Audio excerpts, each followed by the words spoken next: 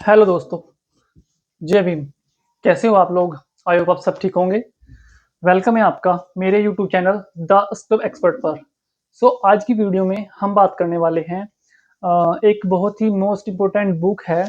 ये है short text book of anaesthesia. Sir Ajay Yadav sir की बुक है ये। और ये एनेस्थीसिया टेक्नीशियन के लिए, ऑडियो टेक्नीशियन के लिए बहुत ही इंपॉर्टेंट बुक है। और एम्स एग्जाम के लिए, डीएसएसबी एग्जाम के लिए, और जो हमारे एस जी पी जी आई एम्स ऑडिटिंग में एग्जाम होते हैं उनके लिए बेहद इंपॉर्टेंट बुक है। इसमें बहुत अच्छे से एक्सप्लेन किया हुआ है सब चीज़ों को। और मैं आपको ये बुक दिखा देता हूँ। ये बुक बहुत अच्छी है, आपको ये पढ़नी चाहिए। हम धीरे धीरे डे बाई डे ये बुक पढ़ेंगे। और जो उसका पहला सेक्शन है, इसमें टोटल सेक्शन आपको बता दूं मैं। टोटल सेक्शन दिए हुए हैं इसमें, 8 सेक्शन दिए हुए हैं। 8 सेक्शन में हम पहला सेक्शन पढ़ेंगे। पहले सेक्शन में दिया हुआ है फंडामेंटल कंसेप्ट। जो हमारे फंडामेंटल कंसेप्ट होते हैं वे हमें पढ़ने हैं।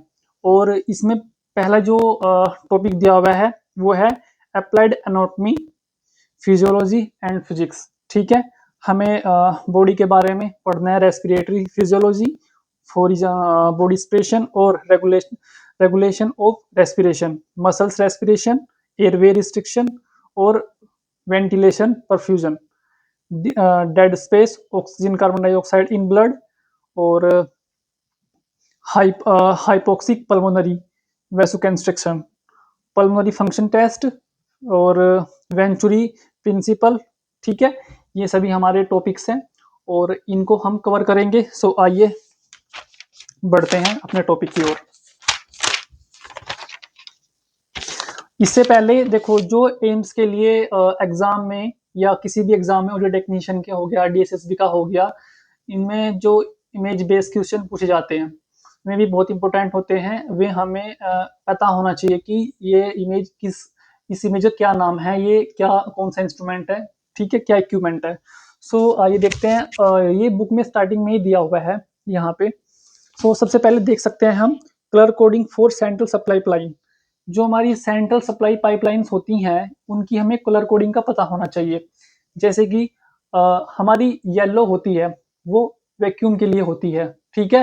और जो हमारी ब्लू होती है वो नाइट्रस के लिए होती है, उसमें नाइट्रस गैस सेंट्रल लाइन में जारी होती है। नेक्स्ट हमारी जो वाइट होती है वो किसके लिए होती है? वो होती है हमारी ऑक्सीजन के लिए। ये हमें दोस्तों पता होना चाहिए। और एग्जाम में ऐसे ही क्वेश्चन पूछे जाते हैं, ठीक है। और नेक्स्ट है हमारा, फिर जैसे कि ब्लैक हो गया, ब्लैक एयर के लिए होती है। ओटी में कम से कम हमारी 4 गैसेस होती हैं जो सप्लाई होती हैं। जैसे कि हमारा ब्लू हो गया, ब्लू कलर में नाइट्रस हो गई, वाइट में ऑक्सीजन हो गई, और ब्लैक में एयर हो गई। और जो हमारा ये येलो होता है, इसमें सक्शन होता है, हमारा जो पाइपलाइन सक्शन होती है, सेंट्रल पाइपलाइन सक्शन, उसका पाइप होता है ये। तो हमें ये याद रखना है। उसके बाद नेक्स्ट दिया हुआ है वेपोराइजर्स। वेपोराइजर्स के कलर कोडिंग क्या होते हैं? जैसे कि हमारे पास वेपोराइजर्स होते हैं और उनमें इनहेशनल एजेंट होते हैं, ठीक है, ये हमें पता होना चाहिए। जैसे कि डेसफ्लोरिन हो गया, सेवफ्लोरिन हो गया, आइसोफ्लोरिन हो गया, ठीक है। तो हमें इनका कलर कोड पता होना चाहिए कि ये किस कलर कोड के वेपोराइजर में जाएंगे। जैसे कि हमारा सेवफ्लोरिन होता है, सेवफ्लोरिन किस में सेवफ्लोरिन का कलर कोड क्या होता है? येलो होता है। बहुत ही इंपॉर्टेंट क्वेश्चन है ये कि सेवफ्लोरिन का कलर कोड क्या होता है वेपोराइजर का, तो वो येलो होता है। और हमारा डेस्फ्लोरिन क्या होता है? वो ब्लू होता है। और जैसे कि हमारा वो होता है आइसोफ्लोरिन, उसका वॉयलेट होता है। तो वैसे ही जो हमारे इनहेशनल एजेंट होते हैं इनके कलर कोड अलग अलग होते हैं और हमें उनका पता होना चाहिए। जैसे कि हमारी एनेस्थीसिया मशीन होती है, ये नेक्स्ट दिया हुआ है यहाँ पे, देख लीजिए ये वाला। इसमें है कंपोनेंट्स ऑफ सर्कल सिस्टम। जो सर्कल सिस्टम होता है उसके कंपोनेंट्स क्या क्या होते हैं, अटैचमेंट क्या क्या होते हैं, उसमें देख लेते हैं। सबसे पहले ऑक्सीजन एनालाइजर होता है उसमें, ठीक है। हमें पता होना चाहिए कि ऑक्सीजन एनालाइजर कौन सा है एनेस्थीसिया मशीन के अंदर, ठीक है। और रेस्पिरेटरी वॉल्व होती, इंस्पिरेटरी वॉल्व होती है, एक्सपिरेटरी वॉल्व होती है। इंस्पिरेटरी ट्यूबिंग होती हैं और एपीएल वॉल्व होती है, एडजस्टेबल प्रेशर लिमिट, इसकी फुल फॉर्म होती है, ठीक है। और एक्सपिरेटरी ट्यूबिंग होती है, soda lime indicator is ethyl violet. तो यहाँ पे दिया हुआ होता है कि जो कंपोनेंट ऑफ सर्कल सिस्टम, जो सिस्टम होता है सर्कल सिस्टम, ऑक्सीजन का पेशेंट तक पहुंचाने का, फिर कार्बन डाइऑक्साइड पेशेंट से मशीन तक आने का, वो जो पूरा सर्कल होता है उसके कंपोनेंट्स मैंने आपको बताए, ठीक है। और अभी मैंने शॉर्ट में बताए हैं, फुल वीडियो में आपको मैं एक्सप्लेन कर दूंगा सब चीजें, अभी हमें शॉर्ट में जानना है।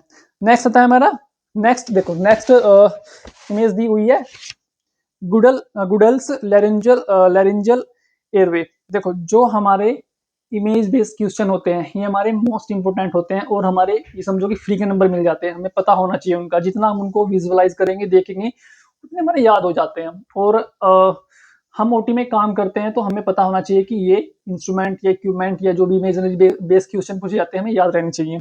तो ये गुडल एयरवे है, ठीक है, ये देख लीजिए आप, ये वाला ये है गुडल ओरोफेंजल एयरवे, ठीक है।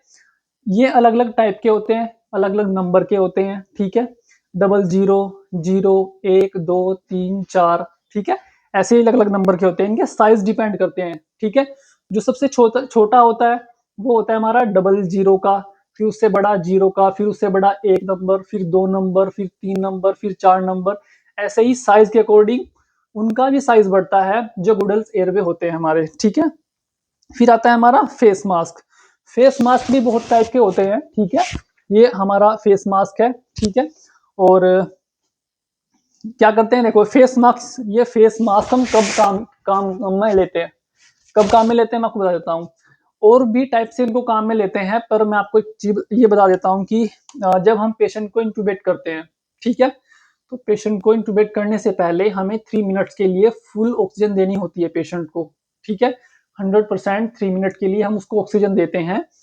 सो पेशेंट को इंक्यूबेट करते समय पहले करने से पहले हमें 3 मिनट तक ऑक्सीजन देनी होती है, ताकि हम इंक्यूबेट करें और पेशेंट में ऑक्सीजन की कमी ना रहे, ठीक है। जब पेशेंट को 3 मिनट ऑक्सीजन दे देते हैं फिर हम इंक्यूबेशन स्टार्ट करते हैं, ये गाइडलाइंस कहती हैं जो मैंने अभी तक सीखा है।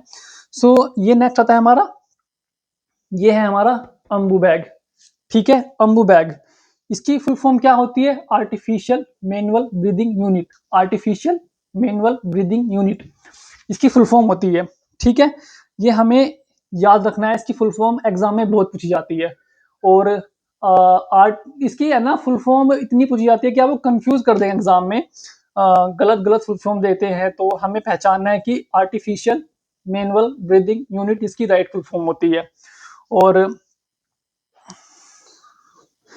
देखो इसमें नेक्स्ट दिया हुआ है मैकिन्टोज लैरिंगोस्कोप, नेक्स्ट इमेज है ये वाली, ये देख लीजिए आप, ये नेक्स्ट है हमारी मैकिन्टोज लैरिंगोस्कोप। लैरिंगोस्कोप भी मैंने आपको बताया था, देखो लैरिंगोस्कोप भी साइज के हिसाब से बढ़ते हैं घटते हैं। लैरिंगोस्कोप 3 टाइप के होते हैं, number one McCoy blade, number 2 Macintosh, number 3 Miller, ठीक है।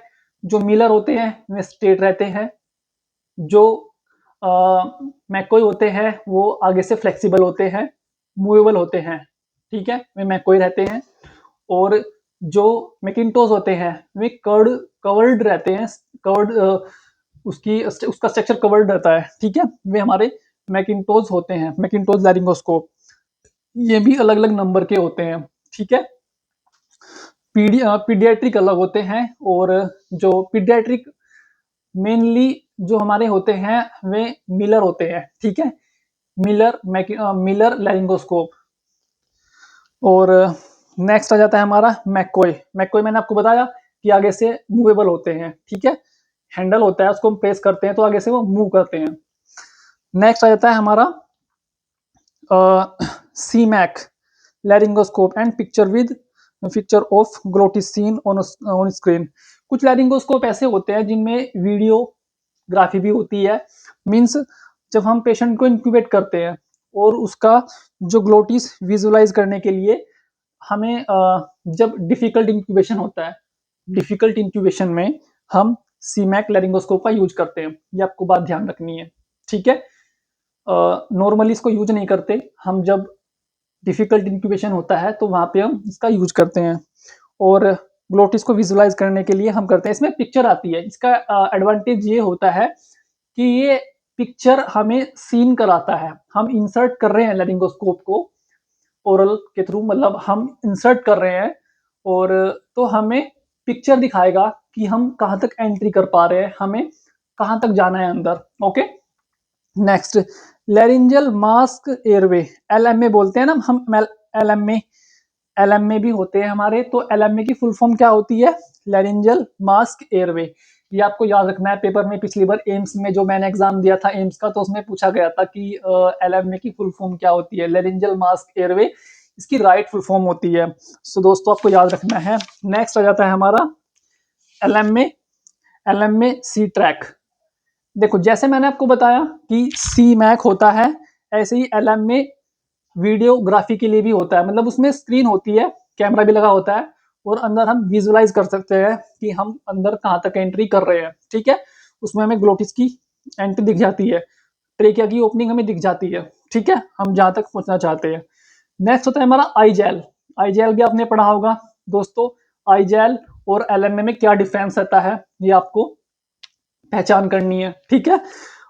आई जेल आपने देखा होगा, मोस्टली सर्जरी में जो हमारी शॉर्ट शॉर्ट सर्जरीज होती हैं 30 मिनट्स की, या फिर अप्रोक्स 20 मिनट्स की, जो हो जाती हैं, तो उनको हम लैरिंजल हम उसको आई जेल इंसर्ट करके ही करवा देते हैं। ओके, आई देखो ये होता है हमारा आई जेल। ओके दोस्तों, ठीक है। नेक्स्ट आता है हमारा कफ्ड एंडोट्रेकियल ट्यूब, ठीक है।